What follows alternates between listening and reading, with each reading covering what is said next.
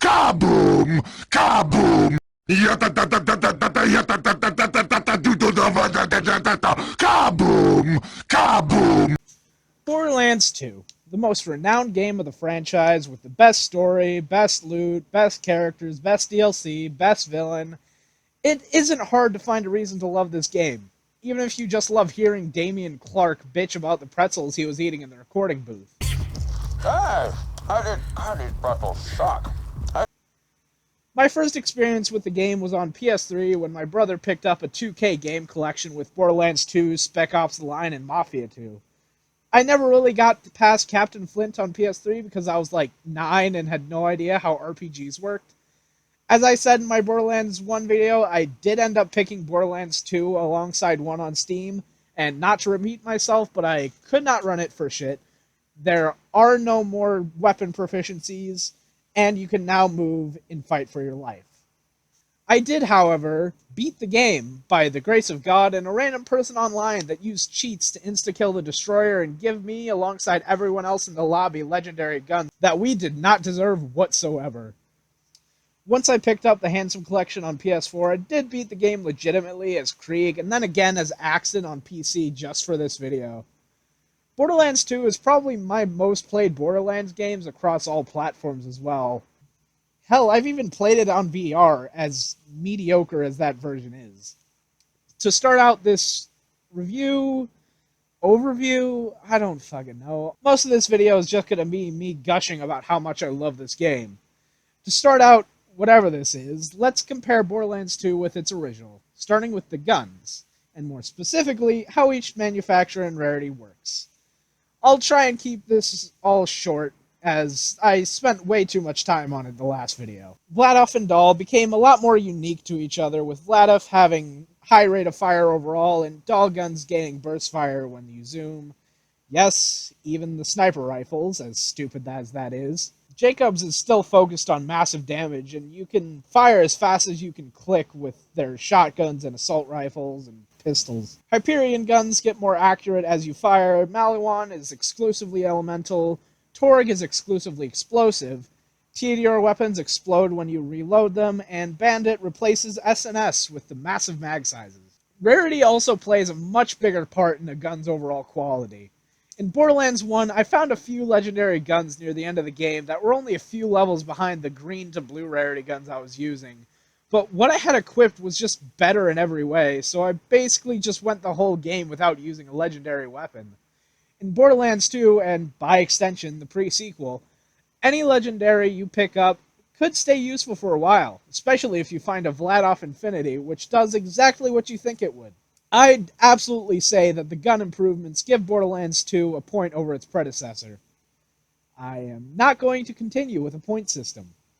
Same with Borderlands, you also get your choice of Vault Hunter to play as. Siren, Commando, Gunzerker, or a number. Yeah, the original cast was basically a mirror of Borderlands 1, but thanks to the power of paid DLC, we also got 2 more added to the roster. Gage the Necromancer and Krieg the Psycho. I've played most of the cast except for Gage and Salvador, but much like the first game, each Vault Hunter has their very own playstyle and skill trees, and Gage has several that reference a certain cartoon. How about that? Speaking of references, Borderlands 2 has about 10 times that of the original. About a dozen of Salvador's skills are references to various action movies like Die Hard and Lethal Weapon. Half a dozen side quests are references to one thing or another. Rocco's Modern Strife, Mighty Morphin, 310 to Kaboom, Splinter Group. We'll be here forever if I try to list them all. Of course, there are also references not as easy to find.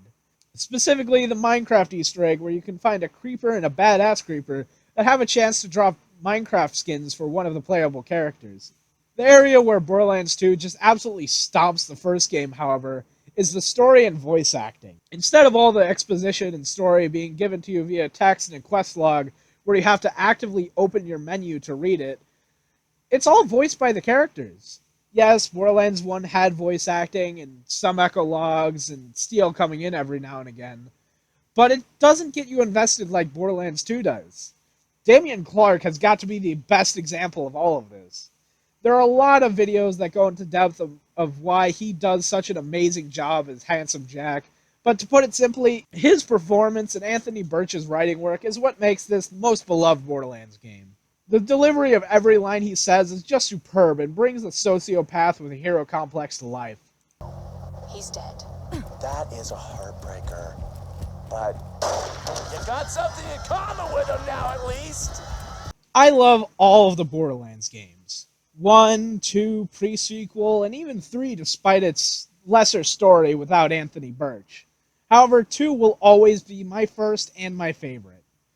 Now time to address the elephant gun in the room. Borderlands 2 VR. After the release of the Vive and PSVR, Gearbox decided to port Borderlands 2 into VR, possibly encouraged by Bethesda making VR Fallout 4, Skyrim, and Doom games. Borderlands 2 VR came out in 2018 and was exclusive to PlayStation VR for a while, which was kinda bad considering I've played shooters on PSVR and they are not fun. It took about a year to get it on PC and had a few problems. Its presentation is iffy, with all cutscenes just playing in a fixed square. Scopes are similar, with the scope zoom just showing up when you aim using a sniper, and the bullets don't exactly go where you're aiming. You'll need to pay attention to your crosshair. A less annoying feature is that the DLC wasn't built in. It is free and you just need to download it, but it's still a slight inconvenience as I really wanted to beat the shit out of things as Craig for my first VR playthrough. The biggest problem I came across, however, was the fact my controllers weren't even being registered correctly. I didn't have any noticeable latency issues, but the controls were difficult to adjust to considering I don't have a kidney that I can sell for an index. But in the end, Borderlands 2 is still Borderlands 2. It's still the looter-shooter gameplay I love with all the characters that I love. And also Claptrap. I'll see y'all later.